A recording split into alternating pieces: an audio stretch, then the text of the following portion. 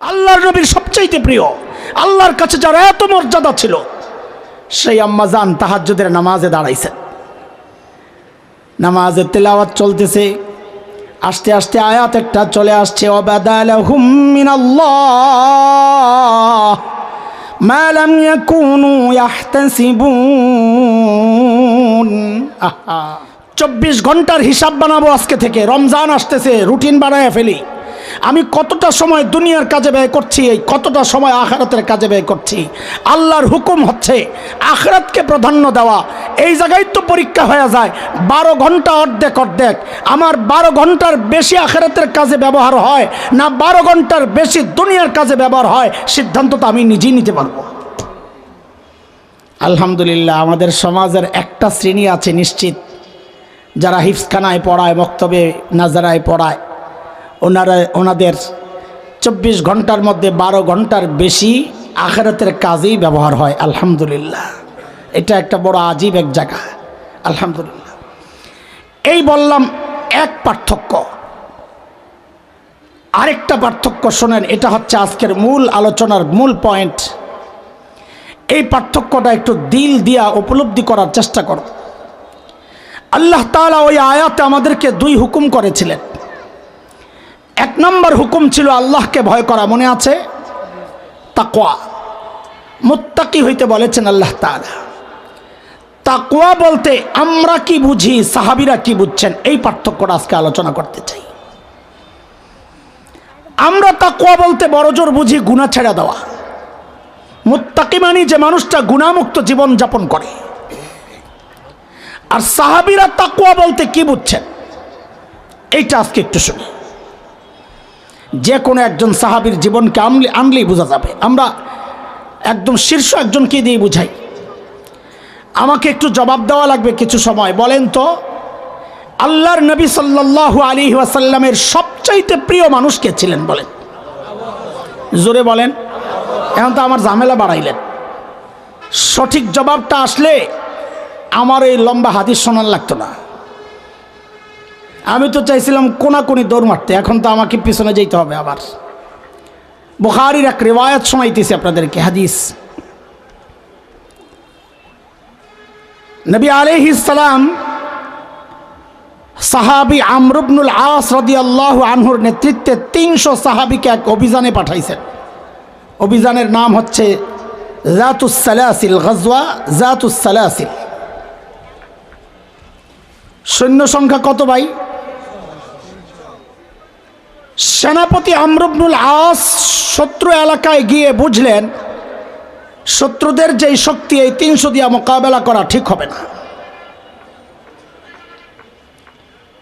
তিনি আরো কিছু সৈন্য চেয়ে মদিনায় খবর পাঠালেন। তখন নবীজি অবস্থার গুরুত্ব বিবেচনা করে বড় বড় সাহাবীদের সমন্বয়ে, সেই বড়দের মধ্যে আবু বকর ছিলেন, ওমর রাদিয়াল্লাহু আনহুমা ছিলেন, আরেক সাহাবী আবু উবাইদাহ ইবনুল জাররাহ রাদিয়াল্লাহু আনহুর নেতৃত্বে আরো 200 সাহাবী সহযোগী হিসাবে পাঠাইয়া দিয়েছেন। টোটাল কত হইল ভাই? এই টোটাল 500 নেতৃত্ব হচ্ছে হযরত আমর ইবনুল আসের দায়িত্বে। এখন সাহাবী আমর ইবনুল আসের ভিতরে একটা আশা খালি ঘুরে। কি আশা? যে এত বড় বড় সাহাবীরা থাকতে, আবু বকর ওমর থাকতে, নবীজি আমাকে কেন সেনাপতি বানাইলেন? নিশ্চয়ই নবীজি মনে মনে আমারে সবচেয়ে বেশি ভালোবাসেন, প্রকাশ করেন না। মনে মনে তো চিন্তা এটা, কিন্তু বাস্তবতা তো দেখা আরেকটা। এই বাস্তবতা আর মনের ইচ্ছা আশা, এই দুইটার সংঘর্ষ বেচারা দূর করার জন্য একদিন সাহস করে যায় নবীজিকে জিজ্ঞেসই করে ফেলছেন, ইয়া রাসূলুল্লাহ আইয়ুন নাস আহাব্বু ইলাইক, আপনার কাছে সবচেয়ে প্রিয় কে? এখন তো মনে মনে আশা আমার নামটা আসতেছে। নবীজি বলেন, আয়েশা। হয়েছিনি, রাখছিনি বেজার? এবার আপনারা ঠিক করে জবাব দেন, আল্লাহর নবীর সবচাইতে প্রিয় কে? হইত। আবার কয় আবু বকর। আরে হইত মানে আবু বকর না, হইত মানে হচ্ছে নবীজি তার স্ত্রীর কথা বলেছেন আয়েশা বইলা, আপনিও কি জবাবে এইভাবে বলবেন আয়েশা আপনার সাথে কোনো সম্পর্ক নাই? কি সম্পর্ক? তো মায়ের সম্পর্ক হইলে ওইভাবে সম্মানের সাথে কেন বলবেন না? ঠিক করে বলেন, আল্লাহর নবীর সবচাইতে প্রিয় মানুষ কে ছিলেন?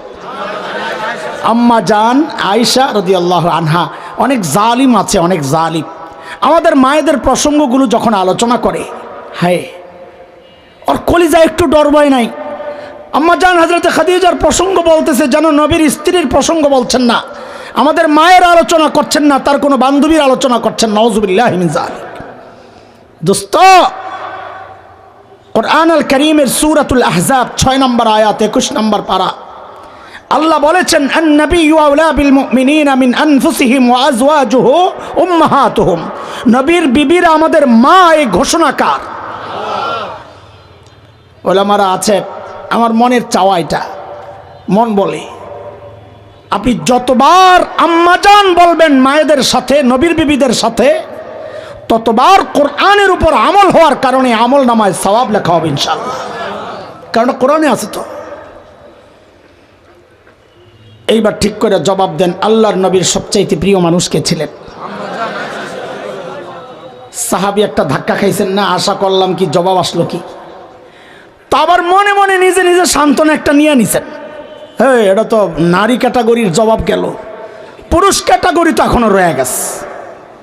সাথে সাথে আবার জানতে চাইলেন, মিনার রিজাল, নবীজি ছেলেদের মধ্যে সবচেয়ে প্রিয় কে? এইবার তার মিশর কথা না, নবীজি জবাবে বলেন আবুহা, ছেলেদের মধ্যে সবচেয়ে প্রিয় আয়েশার বাবা আবু বকর। এইবার ধাক্কাটা আর একটু মারাত্মক খাইছেন না? তাও সামলাইছেন এই সান্ত্বনা নিজে নিজে নিয়া, আরে আবু বকর তো এক্সট্রা ব্যক্তিত্ব, ওনার সাথে কারো তুলনা চলে না। দ্বিতীয় পজিশনটা যদি পাওয়া যায় মন্দ কি? আবার জিজ্ঞেস করছেন সুম্মামান, হুজুর এরপরে কে? নবীজি বলেন ওমর। এইবারের ধাক্কাটা কেমন? আর একটু শক্তিশালী না? মনটা ভেঙে গেছে, এইবার কি সান্ত্বনা নিবে? তো এরপর আরো কিছু মানুষ জিজ্ঞেস করছেন, হাদিসের শব্দ হলো আদারি জালা, আরো কয়েকজনের নাম আসছে কিন্তু হাদিসের নামগুলো উল্লেখ হয় নাই। হয়তো এরকম জিজ্ঞেস করছেন সুম্মামান, এরপরে কে? নবী বলেছেন অমক, এরপরে কে? অমক, এরপরে কে? অমক। এরপরের সাহাবীর কথাটা ওনার জন্য তো কলিজা ছিঁড়া কথা, আমাদের জন্য একটু রস আছে, হাসি। সাহাবী বলেন কি জানেন? ফাসাকাত্তু মাখাফাতা আন ইয়াজআলানি ফি আখিরিহিম। ভাই আমি ডরে চুপ হয়ে গেছি, আর প্রশ্ন করি না।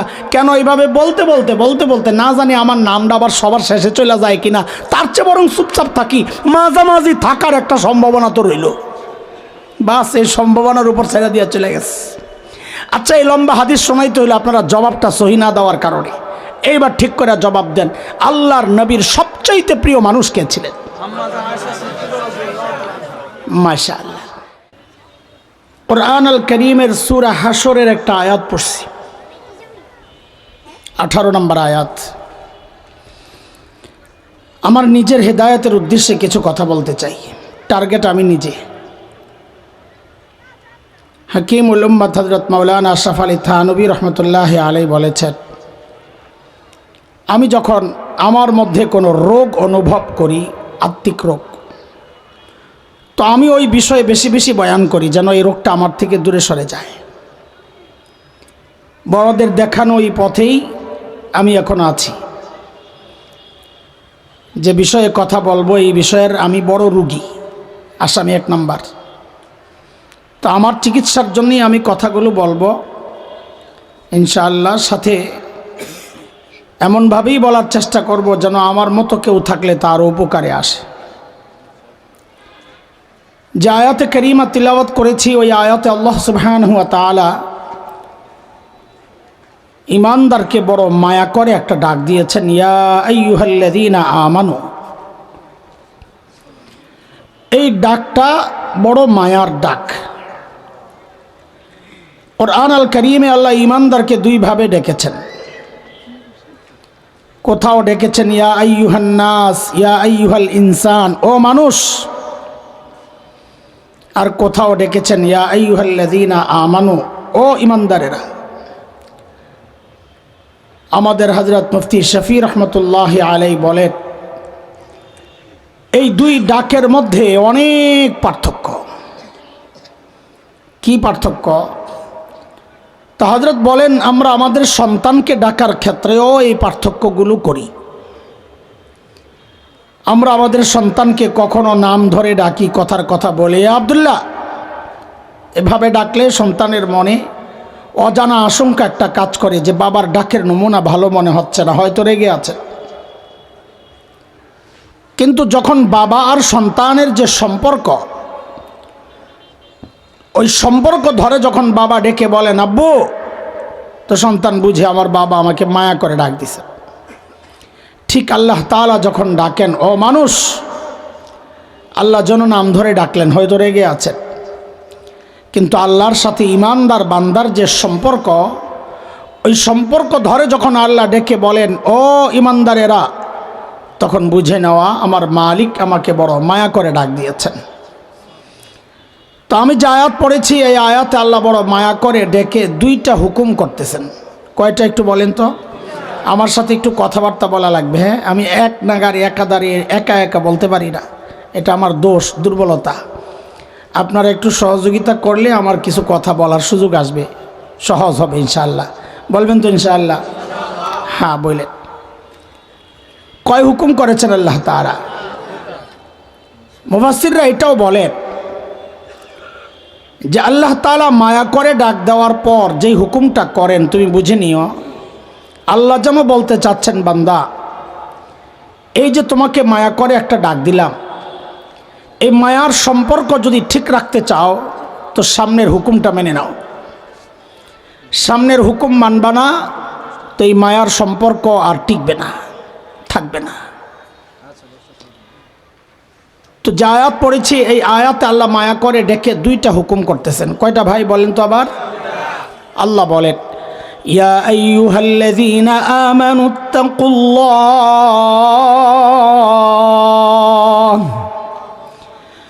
ওয়ালতানজুর নাফসুম মা কদ্দামাত লিগাদিন ওয়াত্তাকুল্লাহ।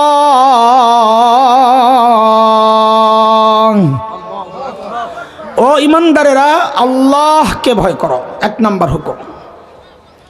দুই, ওয়ালতানজুর নাফসুম মা কদ্দামাত লিগাদ, প্রত্যেকটা মানুষের উচিত তার আখিরাত নিয়ে চিন্তা করা। আমার আখিরাতের পুঁজি কি, কামাই কি, সম্বল কি, আমি আমার মালিকের সামনে কি নিয়ে দাঁড়াবো? দাঁড়াতে তো হবে নাকি? দাঁড়াবো কি নিয়ে? বলে চিন্তা করি বলেই তো এখানে আসছি, না অন্য কোনো ধান্দা আছে? হ্যাঁ, খিচুড়ি মিচুরি নাই? এত কিপটা কেন তাজুরু? খিচুড়ির বয়ান আর বয়ান থাকে না, ওটার মধ্যে একটা ওরস ওরস ভাব আসে। এই জন্যে খিচুড়ি ছাড়াই আমরা ভালো, আলহামদুলিল্লাহ। খিচুড়িওয়ালা বয়ানে মাগরিবের পরে মানুষ আসে না। দুইটা বড় আলামত পাইছি আমি খিচুড়িওয়ালা মাহফিল আর সাধারণ মাহফিলের পার্থক্য। এক হচ্ছে খিচুড়িওয়ালা মাহফিলে টুপি ছাড়া শ্রোতা থাকে বেশি, এক। দ্বিতীয় হচ্ছে খিচুড়িওয়ালা মাহফিলে রাত যত গভীর হয়, এই মাহফিলগুলো রাত যত গভীর হবে লোক একটু একটু কমতে থাকবে। আর খিচুড়িওয়ালা মাহফিলে রাত যত গভীর হয় মানুষ খালি বাড়তে থাকে, খিচুড়ি দেওয়ার টাইম হইতেছে। আলহামদুলিল্লাহ, খিচুড়ি ছাড়াই আমাদের যারা আছেন আজকে, তাদের বয়ান শোনার জন্য মানুষ হুমড়ি খায়া পড়ে, ঠিক কিনা? আল্লামা আব্দুল বাসেত খান হাফিজাহুল্লাহ বাংলাদেশের শীর্ষ ওয়াইজদের একজন, এখন একেবারে হাতে গণলে আঙ্গুল শেষ হবে না এর মধ্যে একজন। কড়ায় না, কড়াই তো গণলে অনেক, আঙ্গুল শেষ হবে, আঙ্গুল। আমার ভাই শেখ খালিদ সাইফুল্লাহ আইয়ুবী, ও তো আরও শর্ট, মানে আঙ্গুল যদি দুইটা বাদ দিই তাও চলে যাইব। আল্লামা মাহমুদ হক হাফিজাহুল্লাহ আঙ্গুল 4টা বাদ দিল এবার। এমন মানুষরা আসতেছেন, তো আজকে আর খিচুড়ি লাগবে কেন? আলহামদুলিল্লাহ। আরে আলহামদুলিল্লাহ মনে খুশি না হইলে মানা করে দিয়ে আইতে আইসেন না, এরা খুশি না আলহামদুলিল্লাহ পড়ে না। তো বলেন কোন ধান্দায় আসছি আমরা? এখানে আখিরাতের চিন্তাই আসছি। কিন্তু ভাই, আখিরাতের চিন্তা যার যার মতো করে করলে হবে না, তার জন্য কোনো সিস্টেম আছে? আমি আপনি যেভাবে ইচ্ছা এভাবেই আখিরাতের প্রস্তুতি নিব, এটা হবে না। এই জন্য আমাদের আখিরাতের প্রস্তুতিগুলো ঠিকঠাক মতো হচ্ছে কিনা, কোয়ালিটি যেই কোয়ালিটির দরকার আমল ওই কোয়ালিটির হচ্ছে কিনা, না ত্রুটি আছে, বিচ্যুতি আছে, কমতি আছে, ভেজাল আছে, বুঝবো কেমন? সব ঠিকঠাক মতো চলছে না সমস্যা, বুঝবো কেমনে?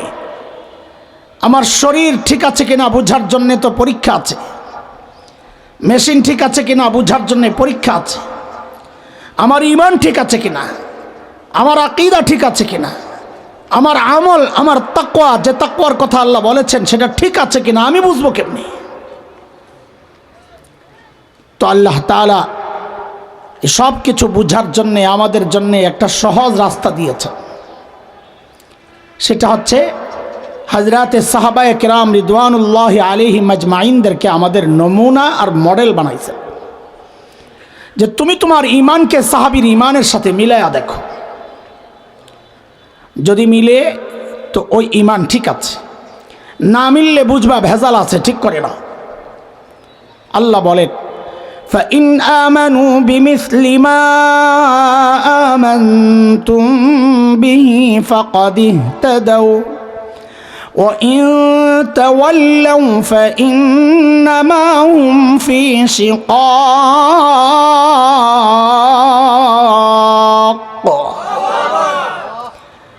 তোমার তাকওয়া ঠিক আছে কিনা সাহাবীর তাকওয়ার সাথে মিলায়া দেখো। কেন মিলাবো ওইটা একটু বোঝার জন্য কয়েকটা বিষয় বুঝেন। ভাই ওলামায়ে কেরাম আছেন, আপনারাই বলেন, যিনি সারা বছর পড়ান, বোর্ডের পরীক্ষা ওই শিক্ষক নেন না অন্যরা নেন? বলেন, অন্যরা নেন। তো আল্লাহও যেন সাহাবীদের ব্যাপারে এমনটাই বলছেন যে ওদেরকে তাকওয়া পড়াইছেন তো আমার নবী, তাকওয়া শিখাইছেন তো আমার নবী, কিন্তু ওদের তাকওয়ার পরীক্ষা নিছি আমি আল্লাহ। 26 নম্বর পারা সূরাতুল হুজুরাত 3 নম্বর আয়াত আল্লাহ বলেন ইন্নাল্লাযীনা ইয়াগুদ্দুনা আসওয়াতাহুম ইনদা রাসূলিল্লাহ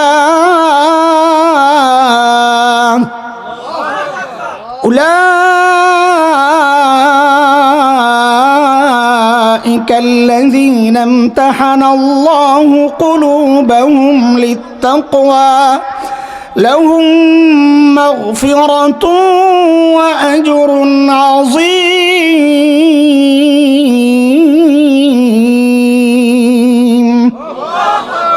পরীক্ষা নিছেন কে?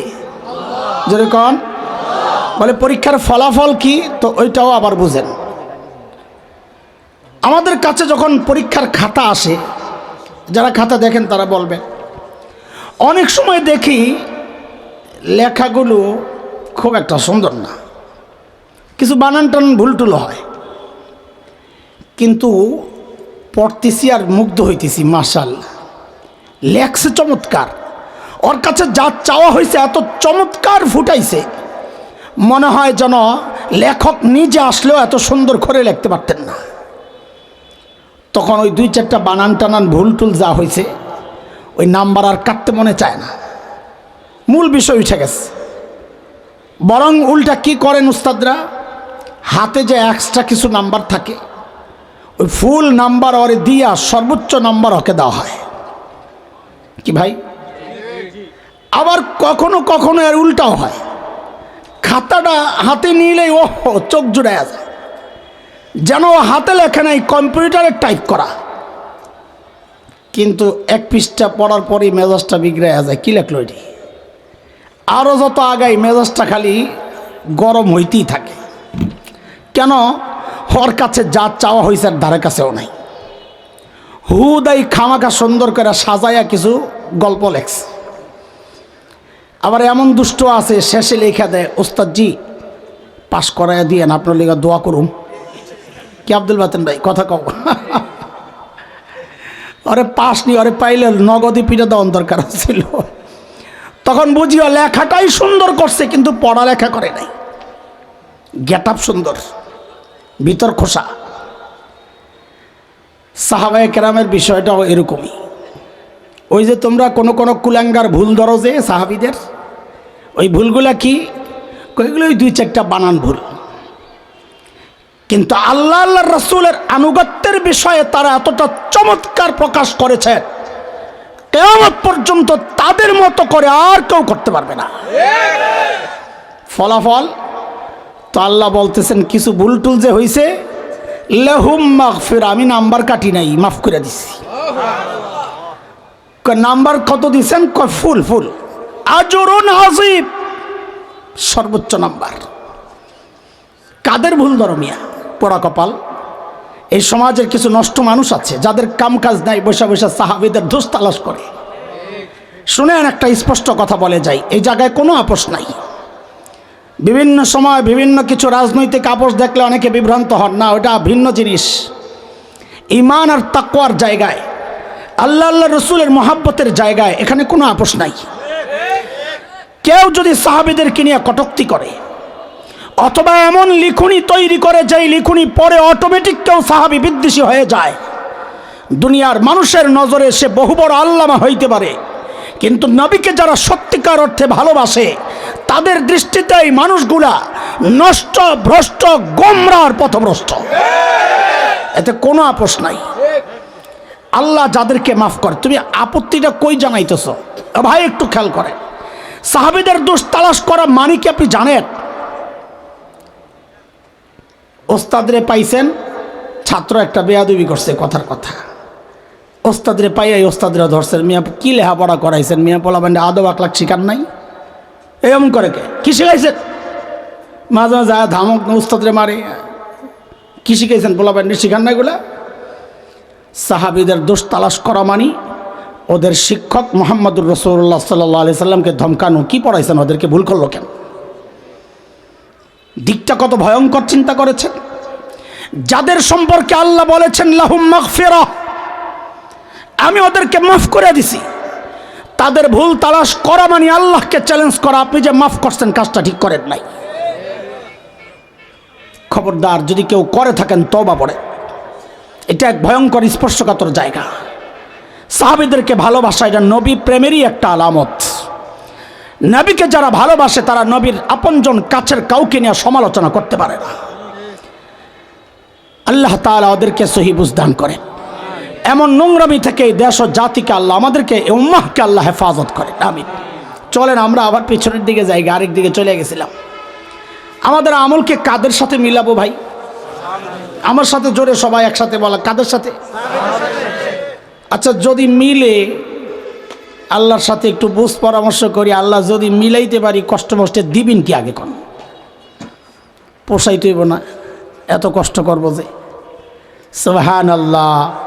আল্লাহ কি বলেন জানেন?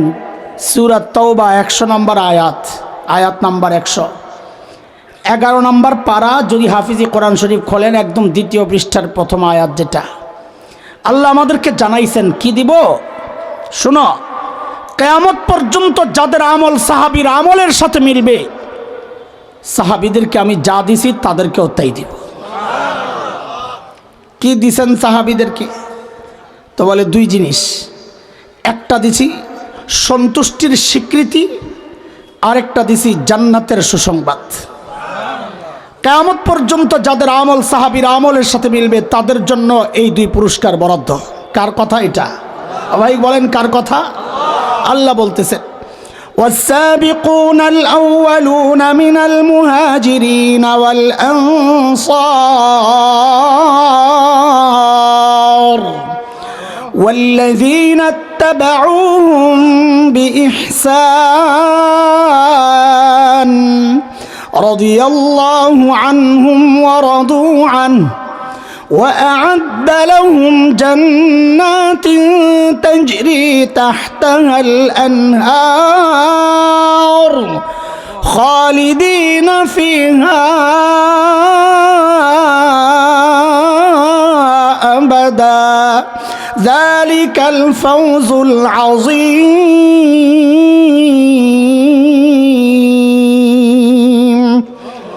বলেন আবার আমরা গোড়ায় যাই, আমল কাদের সাথে মিলাইতে হবে? এত সোজা, খালি কইলি হইল এত সোজা? মিলাই লাইবেন, কোনো দিন মিলবে না। কেন মিলবে না? দুই কারণে মিলবে না। এক নম্বর কারণ হচ্ছে কোয়ালিটিতে মিলবে না। কেন? কারণ আমাকে আপনাকে সেজদা শিখাইছেন আমাদের ওস্তাদ, আমাদের বাবা মা, আর সাহাবীকে সেজদা শিখাইছেন মুহাম্মদুর রাসূলুল্লাহ সাল্লাল্লাহু আলাইহি ওয়াসাল্লাম। মিলবে কোত্থেকে? মিয়া মর্যাদায়, দামেও, সওয়াবেও মিলবে না। কেন? সূক্ষ্ম কথা, সূরা তালাকে আসছে, ওমাই ইয়াত্তাকিল্লাহ ইউকাফির আনহু সাইয়্যাতিহি ওয়া ইউযিম লাহু আজরা। যে মুত্তাকি হয় আল্লাহ তার গুনাহ মাফ করেন, সাথে সাথে সে নেকি যেগুলা করেন আল্লাহ বলেন ওয়া ইউযিম লাহু আজরা, আমি তার নেকির রেট বাড়াইয়া দিই। একই নেকি করে আমি আপনি যাই সওয়াব পাবো, সাহাবী তার চেয়ে বেশি সওয়াব পাবেন। কেন? কারণ আমার আপনার তাকওয়ার কোনো গ্যারান্টি নাই, সাহাবীর তাকওয়ার গ্যারান্টি আছে। দিছেন কে? ওই তাকওয়া যার যত বেশি তার আমলের দামও তত বেশি। কাজী সাহাবীর আমলের দাম আর আমাদের আমলের দাম কোনোদিন এক হবে না। তো বলে এতক্ষণ কি বুঝাইলেন মিলানোর কথা, ফাও এখন আবার কোন পেঁচ লাগাইয়া দিলেন? হ্যাঁ, এটাই হচ্ছে আজকের বোঝার জিনিস। মিলবে না, কোনোদিন মিলবে না। আমাদের চেষ্টা হবে মেলানোর, কাছাকাছি যাওয়ার। বড়দের কথা এটা, দুনিয়ার জিন্দেগিতে সাহাবীর যত কাছাকাছি পৌঁছতে পারবা, মনে রেখো হাসরেও সাহাবীর তত কাছাকাছি উঠতে পারবা। হিসাব সোজা, আখেরাতে কতটা কাছে থাকতে চাও, দুনিয়ায় ততটা কাছে যাওয়ার চেষ্টা করো, ব্যাস। এইটাই হচ্ছে আমাদের আজকের আলোচনার মূল পয়েন্ট। ধর্ম যে কিভাবে ধর্ম, আছেন কত দূর, সাহাবীরা আমাদের কাছ থেকে আছেন কত দূর, দৌড়টা যে দিব ধরার জন্য স্পিডটা কি দিব। খুব কাছে হইলে তো স্পিড বেশি দিলে দেয় ধাক্কা খাবো। যত বেশি দূরে স্পিড বাড়াইতে হবে তত বেশি। পার্থক্যটা বোঝানোর জন্যে আমি অল্প কিছু সময় নেব, খুব লম্বা সময় নেওয়ার সুযোগ নাই। সমাজ বাস্তবতায় সাহাবীদের সাথে আমাদের একটা পার্থক্য আপনাদেরকে শোনাই, সমাজ বাস্তবতায়। তারপর একটা হাদিস শোনাবো ইনশাআল্লাহ, কিছু যদি বুঝে আসে। এই পার্থক্য কেন বোঝাচ্ছি, এই দূরত্বটা কমানোর চেষ্টা করা, এটাই হচ্ছে টার্গেট আজকে। দেখেন, ছোটবেলায় আমরা খেলাধুলা করছি, লেখাপড়া করছি, দুইটাই করছি। এই পিসাব খেলছেন না? কয় ইনশাআল্লাহ। আচ্ছা শোনেন, আমারটা কই তাহলে, হ্যাঁ সাহস পাইব।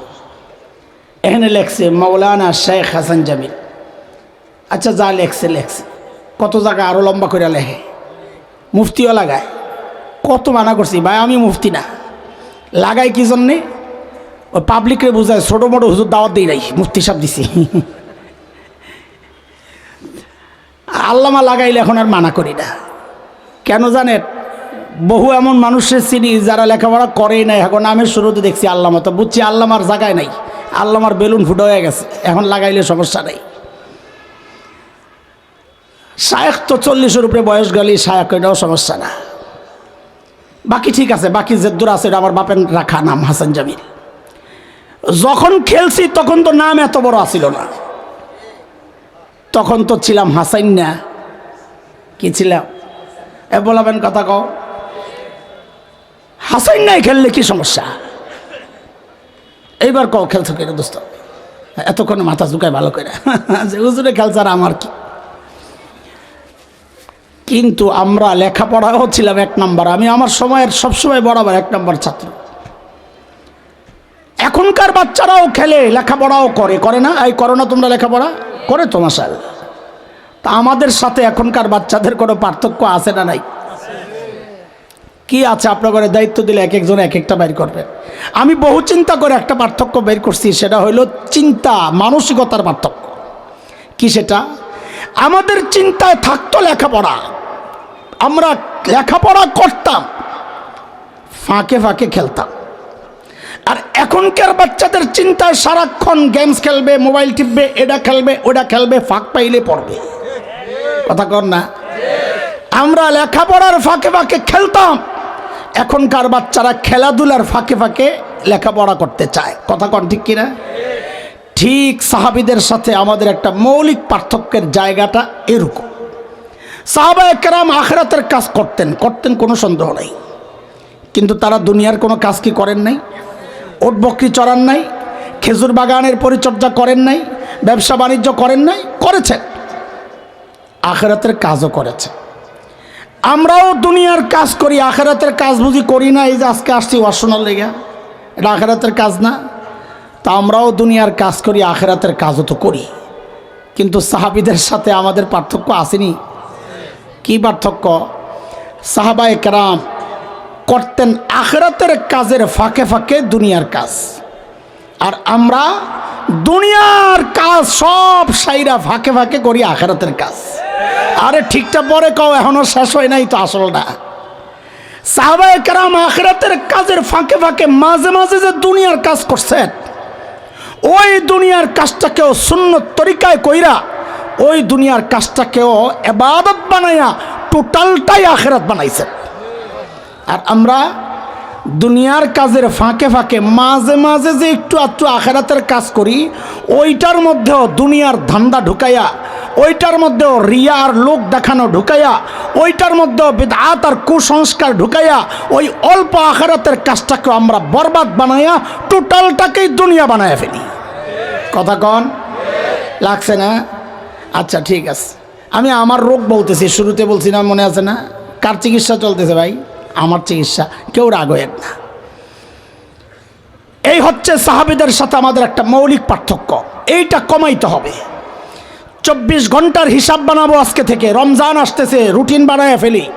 আমি কতটা সময় দুনিয়ার কাজে ব্যয় করছি, এই কতটা সময় আখিরাতের কাজে ব্যয় করছি। আল্লাহর হুকুম হচ্ছে আখিরাতকে প্রাধান্য দেওয়া। এই জায়গায় তো পরীক্ষা হয়ে যায়, 12 ঘন্টা অর্ধেক অর্ধেক। আমার 12 ঘন্টার বেশি আখিরাতের কাজে ব্যবহার হয় না 12 ঘন্টার বেশি দুনিয়ার কাজে ব্যবহার হয়, সিদ্ধান্ত তো আমি নিজেই নিতে পারবো। আলহামদুলিল্লাহ, আমাদের সমাজের একটা শ্রেণী আছে নিশ্চিত, যারা হিফজখানায় পড়ায়, মক্তবে নাজারায় পড়ায়, ওনাদের 24 ঘন্টার মধ্যে 12 ঘন্টার বেশি আখিরাতের কাজেই ব্যবহার হয়। আলহামদুলিল্লাহ, এটা একটা বড় আজীব এক জায়গা। আলহামদুলিল্লাহ। এই বললাম এক পার্থক্য। আরেকটা পার্থক্য শোনেন, এটা হচ্ছে আজকের মূল আলোচনার মূল পয়েন্ট। এই পার্থক্যটা একটু দিল দিয়া উপলব্ধি করার চেষ্টা করো। আল্লাহ তাআলা ওই আয়াতে আমাদেরকে 2 হুকুম করেছিলেন। 1 নম্বর হুকুম ছিল আল্লাহকে ভয় করা, মনে আছে? তাকওয়া, মুত্তাকি হইতে বলেছেন আল্লাহ তাআলা। তাকওয়া বলতে আমরা কি বুঝি, সাহাবীরা কি বুঝছেন, এই পার্থক্যটা আজকে আলোচনা করতে চাই। আমরা তাকওয়া বলতে বড়জোর বুঝি গুনাহ ছেড়ে দেওয়া। মুত্তাকি মানে যে মানুষটা গুনাহমুক্ত জীবন যাপন করে। আর সাহাবীরা তাকওয়া বলতে কি বুঝছেন, এইটা আজকে একটু শুনি। যে কোনো একজন সাহাবীর জীবনকে আনলেই বোঝা যাবে। আমরা একদম শীর্ষ একজনকে দিয়ে বুঝাই। আমাকে একটু জবাব দেওয়া লাগবে কিছু সময়। বলেন তো, আল্লাহর নবী সাল্লাল্লাহু আলাইহি ওয়াসাল্লামের সবচাইতে প্রিয় মানুষ কে ছিলেন? বলেন, জোরে বলেন। এখন তো আমার ঝামেলা বাড়াইলেন। সঠিক জবাবটা আসলে আমার এই লম্বা হাদিস শোনার লাগতো না। আমি তো চাইছিলাম কোনাকুনি দৌড় মারতে, এখন তো আমাকে পিছনে যেতে হবে। আবার বুখারীর এক রিওয়ায়াত শোনাইতেছি আপনাদেরকে, হাদিস। নবী আলাইহিস সালাম সাহাবী আমর ইবনুল আস রাদিয়াল্লাহু আনহুর নেতৃত্বে 300 সাহাবীকে এক অভিযানে পাঠাইছেন। অভিযানের নাম হচ্ছে যাতুস সালাসিল, গজওয়া যাতুস সালাসিল। সৈন্য সংখ্যা কত ভাই? সেনাপতি আমর ইবনুল আস শত্রু এলাকায় গিয়ে বুঝলেন শত্রুদের যেই শক্তি, এই 300 দিয়া মোকাবেলা করা ঠিক হবে না। তিনি আরো কিছু সৈন্য চেয়ে মদিনায় খবর পাঠালেন। তখন নবীজি অবস্থার গুরুত্ব বিবেচনা করে বড় বড় সাহাবীদের সমন্বয়ে, সেই বড়দের মধ্যে আবু বকর ছিলেন, ওমর রাদিয়াল্লাহু আনহুমা ছিলেন, আরেক সাহাবী আবু উবাইদাহ ইবনুল জাররাহ রাদিয়াল্লাহু আনহুর নেতৃত্বে আরো 200 সাহাবী সহযোগী হিসাবে পাঠাইয়া দিয়েছেন। টোটাল কত হইল ভাই? এই টোটাল 500 নেতৃত্ব হচ্ছে হযরত আমর ইবনুল আসের দায়িত্বে। এখন সাহাবী আমর ইবনুল আসের ভিতরে একটা আশা খালি ঘুরে। কি আশা? যে এত বড় বড় সাহাবীরা থাকতে, আবু বকর ওমর থাকতে নবীজি আমাকে কেন সেনাপতি বানাইলেন? নিশ্চয়ই নবীজি মনে মনে আমারে সবচেয়ে বেশি ভালোবাসেন, প্রকাশ করেন না। মনে মনে তো চিন্তা এটা, কিন্তু বাস্তবতা তো দেখে আরেকটা। এই বাস্তবতা আর মনের ইচ্ছা আশা, এই দুইটার সংঘর্ষ বেচারা দূর করার জন্য একদিন সাহস করে যায় নবীজিকে জিজ্ঞেসই করে ফেলছেন, ইয়া রাসূলুল্লাহ আইয়ুন নাস আহাব্বু ইলাইক, আপনার কাছে সবচেয়ে প্রিয় কে? এখন তো মনে মনে আশা আমার নামটা আসতেছে। নবীজি বলেন আয়েশা। হইছিনি, লাগছিনি বেজার? এবার আপনারা ঠিক করে জবাব দেন, আল্লাহর নবীর সবচাইতে প্রিয় কে? হইত। আবার কয় আবু বকর। আরে হইত মানে আবু বকর না, হইত মানে হচ্ছে নবীজি তার স্ত্রীর কথা বলেছেন আয়েশা বইলা। আপনিও কি জবাবে এইভাবে বলবেন আয়েশা? আপনার সাথে কোনো সম্পর্ক নাই? কি সম্পর্ক? তো মায়ের সম্পর্ক হইলে ওইভাবে সম্মানের সাথে কেন বলবেন না? ঠিক করে বলেন, আল্লাহর নবীর সবচাইতে প্রিয় মানুষ কে ছিলেন? আম্মা জান আয়েশা রাদিয়াল্লাহু আনহা। অনেক জালিম আছে, অনেক জালিম আমাদের মায়েদের প্রসঙ্গগুলো যখন আলোচনা করে, হায় ওর কলিজায় একটু ডর ভয় নাই। আম্মা জান হযরত খাদিজার প্রসঙ্গ বলতেছে যেন নবীর স্ত্রীর প্রসঙ্গ বলছেন না, আমাদের মায়ের আলোচনা করছেন না, তার কোনো বান্ধবীর আলোচনা করছেন। নাউযুবিল্লাহি মিন যালিক। দোস্ত,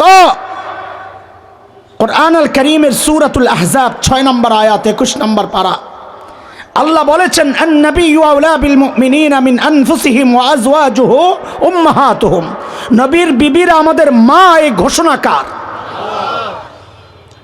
ওলামারা আছে। আমার মনের চাওয়া এটা, মন বলে আপনি যতবার আম্মাজান বলবেন মায়েদের সাথে, নবীর বিবিদের সাথে, ততবার কোরআনের উপর আমল হওয়ার কারণে আমল নামায় সওয়াব লেখা হবে ইনশাআল্লাহ। কারণ কোরআনে আছে তো। এইবার ঠিক করে জবাব দেন, আল্লাহর নবীর সবচাইতে প্রিয় মানুষ কে ছিলেন? সাহাবী একটা ধাক্কা খাইছেন না, আশা করলাম কি জবাব আসলো কি। তা আবার মনে মনে নিজে নিজে সান্ত্বনা একটা নিয়ে নিছেন, হ্যাঁ এটা তো নারী ক্যাটাগরির জবাব গেল, পুরুষ ক্যাটাগরি তো এখনো রয়ে গেছে। সাথে সাথে আবার জানতে চাইলেন, মিনার রিজাল, নবীজি ছেলেদের মধ্যে সবচেয়ে প্রিয় কে? এইবার তার মিস হওয়ার কথা না। নবীজি জবাবে বলেন, আবুহা, ছেলেদের মধ্যে সবচেয়ে প্রিয় আয়েশার বাবা আবু বকর। এইবার ধাক্কাটা আর একটু মারাত্মক খাইছেন না? তাও সামলাইছেন এই সান্ত্বনা নিজে নিজে নিয়া। আরে আবু বকর তো এক্সট্রা ব্যক্তিত্ব, ওনার সাথে কারো তুলনা চলে না। দ্বিতীয় পজিশনটা যদি পাওয়া যায় মন্দ কি?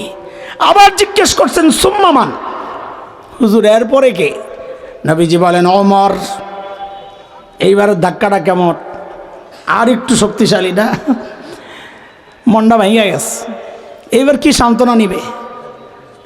তো এরপর আরো কিছু মানুষ জিজ্ঞেস করছেন, হাদিসের শব্দ হলো আদারি জালা, আরো কয়েকজনের নাম আসছে কিন্তু হাদিসের নামগুলো উল্লেখ হয় নাই। হয়তো এরকম জিজ্ঞেস করছেন, সুম্মামান, এরপরে কে? নবী বলেছেন অমক, এরপরে কে? অমক, এরপরে কে? অমক। এরপরের সাহাবীর কথাটা ওনার জন্য তো কলিজা ছিঁড়া কথা, আমাদের জন্য একটু রস আছে, হাসি। সাহাবী বলেন কি জানেন? ফাসাকাত্তু মাখাফাতা আন ইয়াজআলানি ফি আখিরিহিম, ভাই আমি ডরে চুপ হয়ে গেছি, আর প্রশ্ন করি না। কেন? এইভাবে বলতে বলতে বলতে বলতে না জানি আমার নামটা আবার সবার শেষে চলে যায় কিনা, তার চেয়ে বরং চুপচাপ থাকি, মাঝামাঝি থাকার একটা সম্ভাবনা তো রইল। বাস এই সম্ভাবনার উপর ছেড়ে দিয়ে চলে গেছে।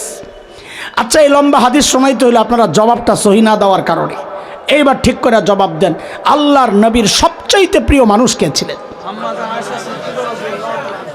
মাশাআল্লাহ, এটা হচ্ছে আমার মায়ের দুনিয়ার মর্যাদা।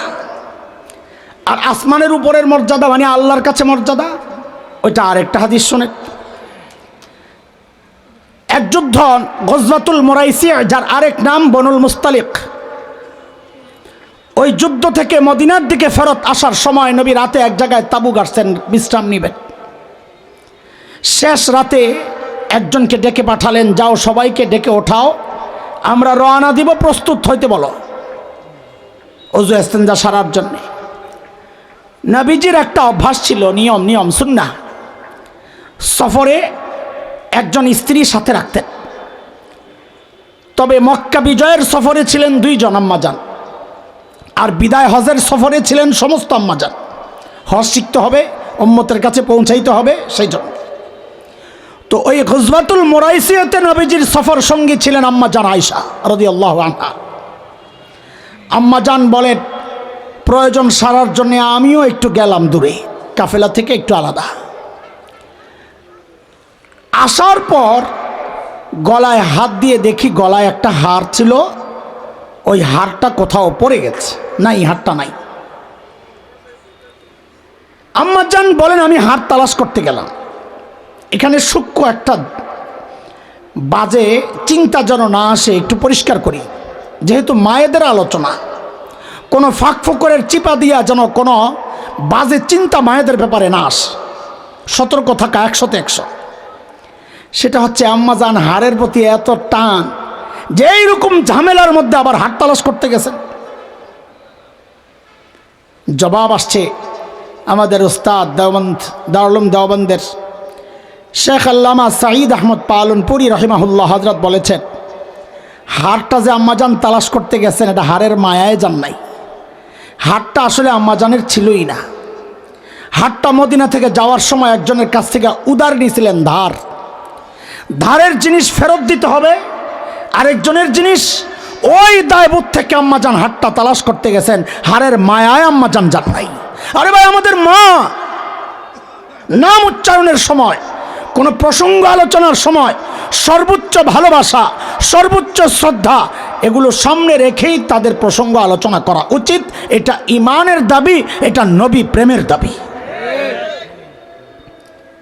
আম্মাজান হার তালাশ করে যখন আসলেন, একটু দেরি হয়েছে, তখন তো আর আপনার মতো টর্চ লাইট ছিল না, টিপা বাইর করে লাইছে, বা মোবাইলের লাইট ছিল না, টিপা বাইর করে লাইছে। কতক্ষণ যায় হাতড়াইছেন আর কি, তালাশ করছেন। আয়েশা আম্মাজান যে দৃশ্য দেখছেন এটার জন্য প্রস্তুত ছিলেন না। আম্মাজান এসে দেখেন যে নবীজি কাফেলা গুটায়া সবাইকে নিয়ে এলাকা ছাইরা দূরে চলে গেছেন, পুরা ময়দান খালি, শুনশান, নীরবতা, অন্ধকার, কেউ নাই। এখানে আরেক প্রসঙ্গ ঢুকে গেছে, চিপা চাপার কথা বলতে মনে চায় না, সময় লাগে বেশি, মাঝে মাঝে ছাড়তেও মন চায় না। আপনাদেরকে একটা প্রশ্ন করি, আম্মাজান যে নাই, পালকি ছিল, পালকি কেমন? এখনকার দিনের পালকির মতো এরকম না, 4 জনে ধরে হাঁটতে থাকে, ওটি না। ওই পালকি ছিল ওটের পিঠে কাঠ বিছাইতো, বিছাইটারে শক্ত করে বাঁধত, বেঁধে ওইটার উপর বক্সের মতো পালকি, এটাকে বসায় দিত, এর ভিতরে সম্ভ্রান্ত নারীরা থাকতেন। তো আম্মাজান যে নাই, এই বিষয়ে আম্মাজান নিজেই বলেন, বুখারী রিওয়ায়েতে আসছে যে আমি গরনে হালকা ছিলাম, তাই পালকি বহনকারী যারা ছিলেন তারা টের পায় নাই আমি যে পালকির ভেতরে ছিলাম না। বিষয় ওইটাও না। আপনাদেরকে জিজ্ঞেস করি, আম্মাজান যে পালকির ভেতরে ছিলেন না, এই বিষয়টা নবীজি জানতেন না, এটা জবাব দিবেন আপনারা, কিন্তু দেওয়ার আগে জবাবটা যেন সহি জবাব দেন, একটা প্রসঙ্গ বলেনি। দেখেন, আমাদের মতো দায়িত্বহীন স্বামীরা, স্ত্রীদের সব হক আদায় করা আমাদের পক্ষে হয় না, এটাই স্বাভাবিক। এমন দায়িত্বহীন স্বামীও কি এমন কেউ আছে যে নিজের স্ত্রীকে একা এমন নির্জনে রাতে গভীর অন্ধকারে একা রেখে চলে যাবেন, এমন কেউ আছে? বাপ তো ভালো লাগে না, হেরা তো রেখে যাবো, দেখা যায় তো, কথা কর না কেন? মনে মনে কইতেছেন, হুজুর বিপদে আছি, এই উসিলায় যদি আপদ দূর করতে পারি, এরকম কিছু একটা, তো কথা কর না কেন? বেড়িরা শুনলে তো পিটাই বোধে। ওই সময় হুজুর জিগাইল, কিছু কইলেন আছে। এইবার জোরে কন, স্ত্রীকে রেখে যাবেন না নিয়ে যাবেন? এইবার জবাব দেন। আম্মাজান পালকির ভেতরে নাই, এই খবরটা নবীজি জানতেন না? জোরে কন, জানতেন না। আমিও বিশ্বাস করি জানতেন না। এইবার আরো সাহস করে বলে ফেলেন, নবীজি জানতেন না। যদি বলে জানতেন, তাহলে নবীজির উপর একটা ভয়ঙ্কর অভিযোগ আছে যে কতটা অসতর্ক, কতটা দায়িত্বহীন স্বামী, নাউজুবিল্লাহ, স্ত্রীকে একা রেখে চলে গেছে, এই অভিযোগটা আসে। তার মানে হচ্ছে নবীজি, জোরে কন, আরে ভাই আকীদা ঠিক করতেছি, জোরে কন, আরো জোরে। এখন তো তালে তালে ঠিকই কইতেছেন। এই কথা হুজুররা কইলে আবার ওয়াহাবি কইয়া গালি দেন কেন যে নবীজি গায়েব জানতেন না? কোন সিপা দিয়া ঢুকছি টের পান নাই না? নবীজি যদি গায়েব জানতেন তো নবীজি জানতেন আয়েশা আম্মা জান আয়েশা পালকের ভেতরে নাই। নবীজি যেহেতু গায়েব জানতেন না, এই জন্য নবীজি বুঝেন নাই যে আম্মা জান পালকের ভেতরে নাই। নাইলে আম্মা জান নাই জানা সত্ত্বেও আম্মা জানকে একা রেখে গেছেন, এটা হইতে পারে না। আমাদের মতো স্বামীদের পক্ষেই তো সম্ভব না, নবীজির পক্ষে কি করে সম্ভব হয়? তার মানে নবীজি গায়েব, গায়েব শুধু জাননেওয়ালা। এত আস্তে তাওহীদের কথা। قل لا أملك لنفسي نفعا ولا ضرا إلا ما شاء الله ولو كنت أعلم الغيب لاستكثرت من الخير وما مسني السوء আল আয়া। আল্লাহ নবীজিকে দিয়ে বলাচ্ছেন, আপনি বলেন আমি নবী যদি গায়েব জানতাম তো সব ভালো কিছু যা আছে অর্জন করে নিতাম। এত বিপদে আর আমি পড়ি না। আরে বিপদে পড়ছি এই জন্যই তো, কেন আমি গায়েব জানি না? নবীজিকে দিয়ে কে বলাচ্ছেন? ভাই তুমি তোমার দুলাভাইকে ভালোবাসো, বাঁচতে বাঁচতে বাঁচতে বাঁচতে সর্বোচ্চ তুমি কি করতে পারো? দুলা কাইটা ভাইরে আন্তরিকতার সাথে ভাইয়া বলতে পারো, কিন্তু আব্বা তো বলতে পারো না। কথা বলেন না? কথা কন। নবীজিকে তুমি ভালোবাসতে বাঁচতে বাঁচতে বাঁচতে তুমি জীবনটা দিতে পারো নবীর ইজ্জত রক্ষায়, কিন্তু নবীকে আল্লাহর জায়গায় তো বসাইতে পারো না। আরে কথা বলেন না? গায়েব শুধু জানেন কে? আম্মা জান নাই, নবীজি জানেন না আম্মা জান আসছেন। আয়েশা কাউরে না পাইয়া কি করবেন? জায়গায় বসে গেছেন, ঘুমায়া পড়ছেন, ক্লান্ত শরীর। নবীজির আরেকটা সুন্নাহ ছিল, কাফেলা রওনা হইলে পেছনে নবীজি একজনকে রেখে আসতেন। কেন? সবাই যাওয়ার পর তল্লাশি দিবে কিছু রয়ে গেল কিনা। এই সুন্নত এই জমানায় আদায় করা বড় জরুরি। কেন? অধিকাংশ সফর শেষ করে যাওয়ার সময়, বিশেষ করে এয়ারপোর্ট গেলে মক্কা মদিনা ছাইরা আসলে, হুজুর কাজ একটা হয়েছে। কি হয়েছে? মোবাইলের চার্জারটা ফালাই আইছি। কি ফালাই আইছে? এখন শুধু কি ফালাই আসে? চার্জার ফালাই আইছে। তা আমি বলি নবীজির এই সুন্নতটা মানলে আর চার্জার ফালাই আসা লাগতো না। এই জন্য এই সুন্নত মানা জরুরি। ঠিক আছে? শোনেন, নবীজি একজন সাহাবীকে পেছনে রেখে আসছিলেন। ওই সাহাবী তল্লাশি করতে করতে ওই আম্মাজান যেখানে আছেন ওখানে চলে আসছেন। এসে আম্মাজানকে দেখে চিনে ফেলছেন। এই যে আরেকটা চিপার জায়গা, কেমনি চিনলেন? তো মুহাদ্দিসরা বলেন, আম্মাজান পর্দার আগে, পর্দার হুকুম ফরজ, পর্দা ফরজ হওয়ার আগে ওই সাহাবী আম্মাজানকে দেখছেন। এখন দেখে চিনে ফেলছেন। পর্দা ফরজ হয়েছে বলে কি চেনার থেকে মাথা থেকে সরে গেছে গা? কথা বলেন না, চিনে ফেলছেন। চিনে কি করছেন? আম্মাজান নিজেই বলতেছেন, বুখারী রিওয়ায়াতে আসছে, সাহাবী শুধু এতটুকু বলেছেন, ইন্না লিল্লাহি ওয়া ইন্না ইলাইহি রাজিউন, আর কিচ্ছু করেন। দ্রুত যায়া নিজের বাহনটাই না বসাইছেন। আম্মাজান বাহনে উঠছেন, সাহাবী পায়ে হেঁটে হেঁটে নবীজির পরবর্তী গন্তব্য যেখানে ওখানে নিয়ে গেছেন। আলো পরিষ্কার হয়ে গেছে। এর মধ্যেই খবর হয়েছে পালকির ভেতরে আম্মাজান নাই। নাই যে নাই নাই নাই নাই, কোথাও নাই। নাউজুবিল্লাহ পড়েন, আবার পড়েন, আবার পড়েন। সুযোগ সন্ধানী মুনাফেক শয়তানগুলো এই সুযোগে বাজারে খবর রটায়া দিছে কি? নাউজুবিল্লাহ, ওই যে পেছনে যে সাহাবীকে রেখে আসছেন নবীজি, ওই সাহাবীর সাথে আম্মা জানের অবৈধ সম্পর্ক ছিল। নাউজুবিল্লাহ, ওই কারণে আম্মা জান ইচ্ছা করে পেছনে রয়ে গেছে। পুরা খবর মদিনা গরব। কিছু দুর্বল সাহাবীও জড়ায় গেছে। হযরত আবু বকরের অনুগ্রহে চলা সম্পর্কের ভাগিনা হযরতে মিস্তাহ বদরি সাহাবী জড়ায় গেছে। কবি হাসান ইবনে সাবিত সাহাবী জড়ায় গেছে। নবীজির এক শালিকা আম্মা জান হযরত যায়েনব বিনতে জাহাশ রাদিয়াল্লাহু আনহার আপন বোন হামনাহ বিনতে জাহাশ জড়ায় গেছে। পুরা মদিনা গরম। 1 মাস পর্যন্ত এই খবর চলছে মদিনায়। আম্মা জান কিছুই জানেন না, কিছুই জানেন না। কেন জানেন না জানেন? কারণ আম্মাজান টাচ মোবাইল চালাইতো না আর ফেসবুক চালাইতো না। হ্যাঁ, এর চাইলে তো সব খবর চলে আসে। আমাদের হালত এখন সারাদিন বসে বসে ফেসবুক চালায়, সারাদিনের ভাইরাল খবরটি যায় বয়ান চালায়া দেয়, সারাদিন চিন্তা করে ভাইরাল ইস্যু কোনটা দিয়ে মতো, হ্যাঁ গো ক্যামেরা লাগাও সুবিধা, হুজুরেরও সুবিধা, খালি ভাইরাল হওয়ার ধান্দা।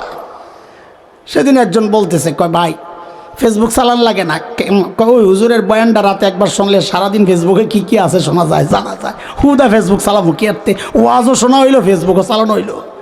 মাশাআল্লাহ ভালো বুদ্ধি পাইছো, শয়তানি করে কইছে আর কি, হালও তেমন হয়ে গেছে, নাউজুবিল্লাহ। আম্মাজান 1 মাস পরে জেনেছেন, কিভাবে জেনেছেন ওইটা বলতে গেলে আমার দেরি হয়ে যাবে। মিস্তার মা উম্মে মিস্তার থেকে জেনেছেন, যে বেবি হোক। আম্মাজান তো আসমান থেকে পড়ছেন, বলি কি এগুলা? নবীজির কাছ থেকে ছুটি নিয়ে বাবার বাড়ি চলে গেছে, গিয়ে বাবা আবু বকর মা উম্মে রুমান রাদিয়াল্লাহু আনহুমাকে জিজ্ঞেস করলেন, বাজারে এমন একটা খবর চলছে, আপনারা কিছু জানেন? বলে জানি। বক্তব্য? বলে কোনো বক্তব্য নাই, আল্লাহ ভালো জানেন।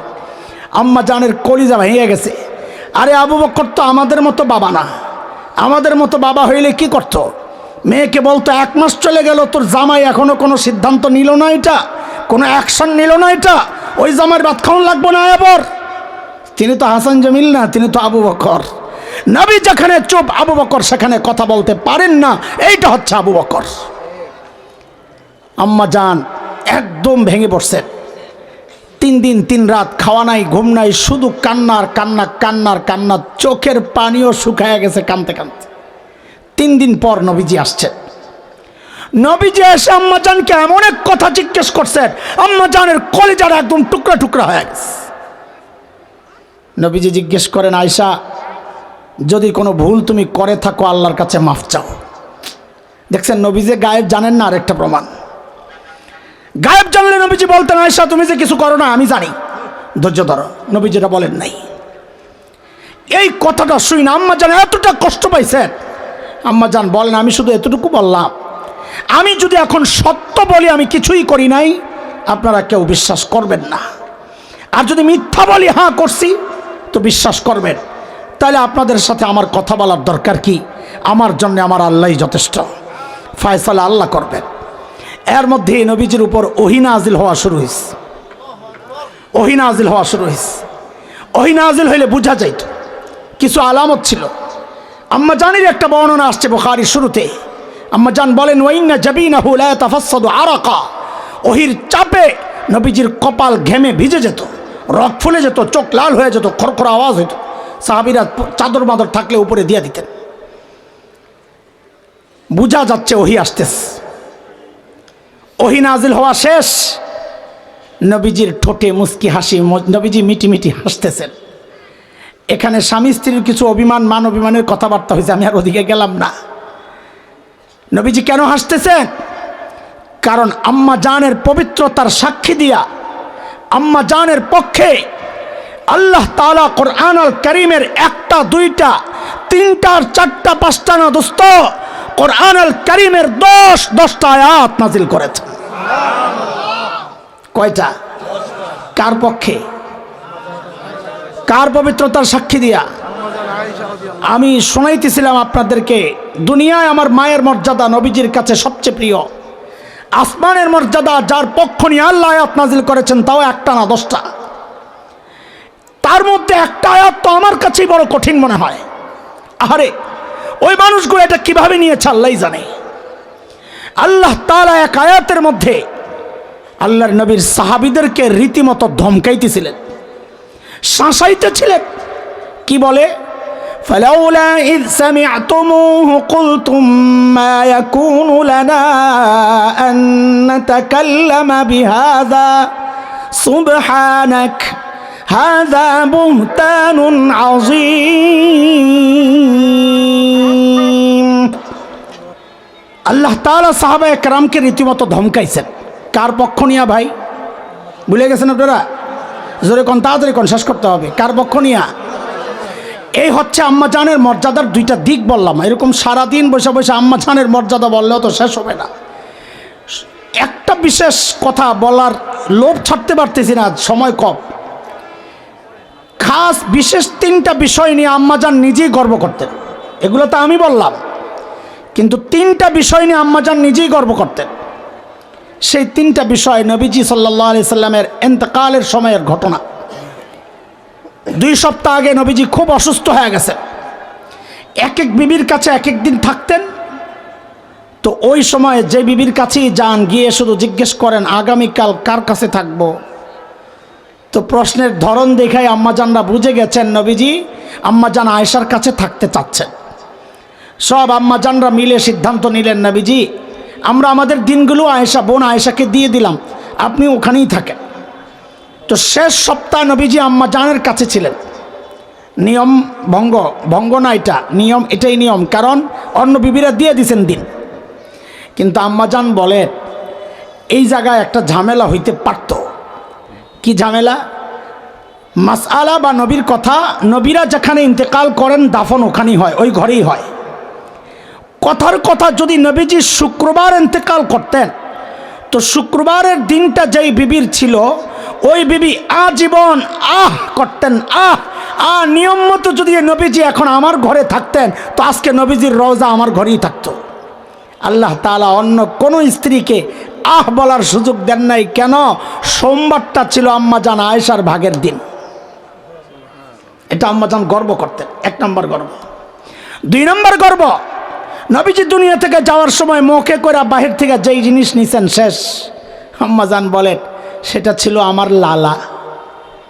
মিসওয়াক চাবায়া দিছেন, যে ওই মিসওয়াক করছেন, লালাই মিল্লা ভিতরে গেছে। এরপরে আর নবীজি কিছু খান নাই। তো 3 নম্বর গর্ব করতেন আম্মাজান, বুখারীতে আসছে রিওয়ায়াত, হাকিনা দাকিনা এই 2টা জায়গা, থুতনি আর বুকের উপরের এই অংশ। আম্মাজান বলেন নবীজি শেষ নিঃশ্বাস ত্যাগ করছেন, আমার এই 2 জায়গার মাঝখানে মাথাটা এভাবে রাইখা নবীজি দুনিয়া থেকে শেষ নিঃশ্বাস ত্যাগ করে চলে গেছেন। এই 3টা বিষয় নিয়ে আম্মাজান গর্ব করতেন। ও ভাই, আমার বলার উদ্দেশ্য হচ্ছে আম্মাজানকে নিয়ে সারা রাত বসে বসে কথা বললেও তো শেষ হওয়ার মতো না। এমন বিশাল ব্যক্তিত্ব আমার মা। একটু বুঝে শুনে জবাব দেন তো, এই মানুষটার গুনাহ করার কোনো সম্ভাবনা ছিল? হ্যাঁ, সম্ভাবনা ছিল। তিনি মানুষ যেহেতু, কিন্তু করেন নাই। কোনো নজির নাই আম্মাজান কোনো গুনাহ করছেন জীবনে। প্রশ্নই আসে না। এই মানুষটা জীবনে কোনো জরুরি আমল ছেড়ে দিছেন। আরে গুনাহ যেহেতু করেন নাই, জরুরি আমল ছাড়লেই তো গুনাহ, তার মানে ওইটাও করেন নাই, নেকিও ছাড়েন নাই, গুনাহও করেন নাই। তাহলে ওনাদের তাকওয়ার কি অর্থ? তো তাকওয়ার কি অর্থ একটু বুঝেন, এটা বলে আমি শেষ করব। শুরু ছিল আমাদের সাহাবীদের সাথে আমাদের পার্থক্যটা কোথায়? আমরা তাকওয়া বলতে কি বুঝি, সাহাবীরা তাকওয়া বলতে কি বুঝেছেন? তাও আম্মাজানের মতো ব্যক্তিত্ব, আল্লাহর নবীর সবচাইতে প্রিয়, আল্লাহর কাছে যার এত মর্যাদা ছিল, সেই আম্মাজান তাহাজ্জুদের নামাজে দাঁড়াইছেন। নামাজে তেলাওয়াত চলতেছে, আস্তে আস্তে আয়াত একটা চলে আসছে, ওয়াবাদালাহুম মিনাল্লাহ মা লাম ইয়াকুনু ইয়াহতাসিবুন। এই আয়াত আম্মাজান তিলাওয়াত করতেছেন আর কান্না করতেছেন, অর্ধেক পড়েন, ঢুকরে কেঁদে ওঠেন, আবার পড়েন, আবার কাঁদেন। রাত শেষ হয়ে যাচ্ছে, নামাজও শেষ হয় না, কান্নাও শেষ হয় না, তিলাওয়াতও শেষ হয় না। কি আছে আয়াতে আম্মাজান কান্না কেন করছেন? ভাই, আমি তো হাফেজ এবং বহু তিলাওয়াত করার মতো হাফেজ, অনেক পড়ছি আর কি, এই জন্যে বলা। এতবার কত শত হাজার বার এই আয়াত আমার সামনে দিয়ে আসছে গেছে, হিসাব নাই। কোনোদিন তো আমার মধ্যে কোনো পরিবর্তন আসে নাই। হ্যাঁ, এই গল্প পড়ার পর থেকেই আয়াত দেখলে ডর লাগে। কেন? কি আছে আয়াতে আম্মাজান কেন কান্না করলেন?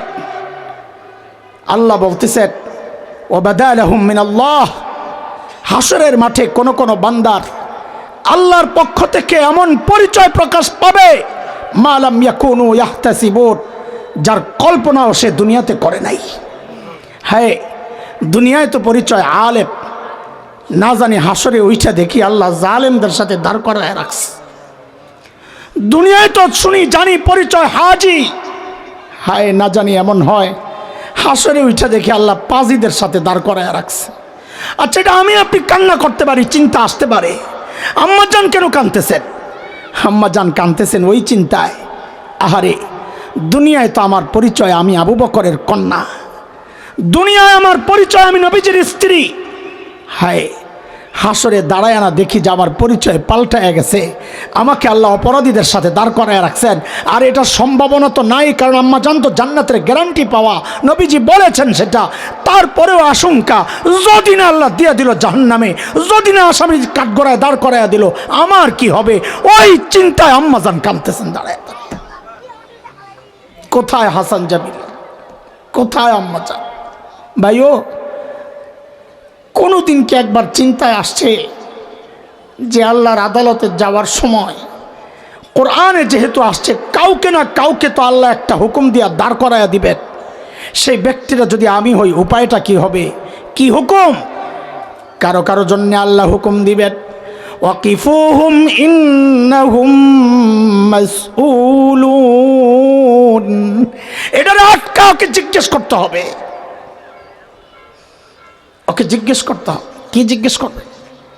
জীবন কেমনে কাটাইছ, যৌবন কেমনে কাটাইছ, যা জানতা মেনেছ কিনা, কামাইছো কেমনে, খরচ করছো কোথায়?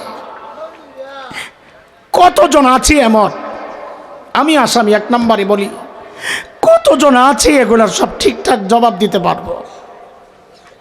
ভাইও, জবাব যদি না দিতে পারি, আল্লাহর আদালতে যদি সাব্যস্ত হয়ে যায় এটা আসামি,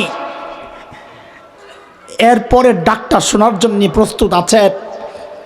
বাম হাতে আমল নামাটা ধরাইয়া দিয়া আল্লাহ বলবেন কি জানেন? ওয়ামতাজুল ইয়াউমা আইয়ুহাল মুজরিমুন।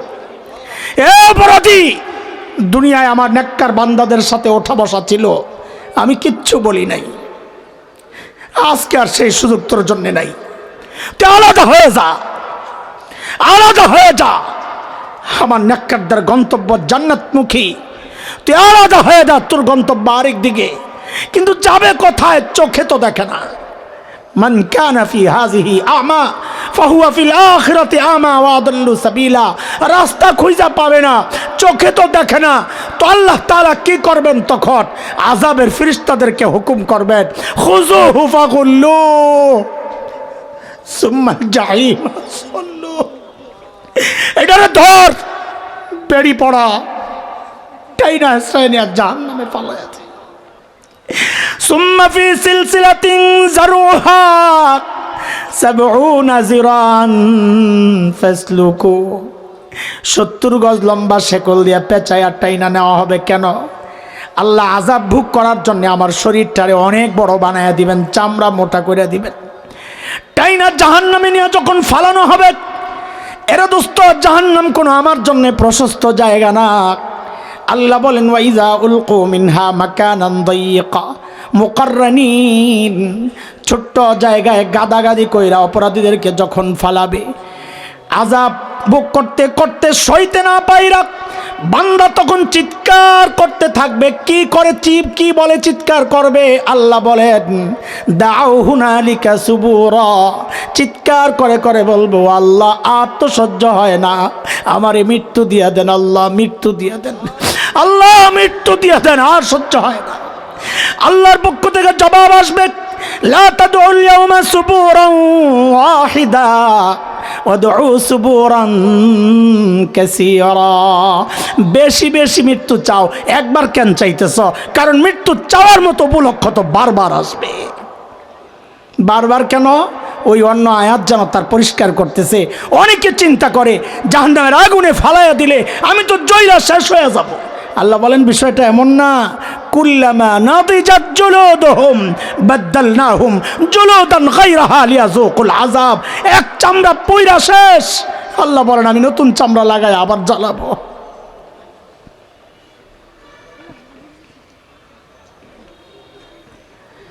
লা হাওলা ওয়ালা কুওয়াতা ইল্লা বিল্লাহ। আল্লাহ তাআলা আমাদেরকে গুনাহমুক্ত জীবনযাপনের তৌফিক দান করেন। যতটুকু পুঁজি হইলে আল্লাহর আদালতে দাঁড়ানোর মতো সুযোগ পাবো, ডান হাতে আমলনামা আসবে, অতটুকু পুঁজি সমৃদ্ধ করে দুনিয়া থেকে যাওয়ার তৌফিক দান করেন। শুরুতে যে আয়াতটা পড়েছিলাম, ওই আয়াত আল্লাহ এই দুইটা হুকুমই করেছেন, মনে আছে কিনা? আল্লাহকে ভয় করো, আখিরাতের পুঁজি বানাও, মনে আছে? আল্লাহ তাআলা আমাদেরকে সে তৌফিক দান করেন। আল্লাহ এই মজলিসকে কবুল করেন। আমাদের অত্যন্ত প্রিয় ছোট ভাই হাফেজ মাওলানা তাজুল ইসলামকে আল্লাহ কবুল করেন। এই হারামাইন জামিয়া কি মাদ্রাসাতুল হারামাইন বাংলাদেশকে আল্লাহ কবুল করেন, আপনাদেরকেও কবুল করেন, আমিন। আজকের মাহফিল যেন শেষ পর্যন্ত সুন্দরভাবে শেষ হয়। আল্লাহ তাআলা তার গায়বী কুদরতে এবং রহমতের ফেরেশতাদেরকে দিয়ে সাহায্য করে যেন আল্লাহ তাআলা মাহফিলটাকে সুন্দর শেষ করেন, সেই তৌফিক আমরা আল্লাহর কাছে চাই। আমিও দোয়া চাই আপনাদের কাছে, আপনাদের জন্য আমি দোয়া করি। আল্লাহ আমাদের সবাইকে মাফ করে দেন, আমিন। ওয়া আখিরু দাওয়ানা আলহামদুলিল্লাহি রাব্বিল আলামিন। আসসালামু আলাইকুম ওয়া রাহমাতুল্লাহ।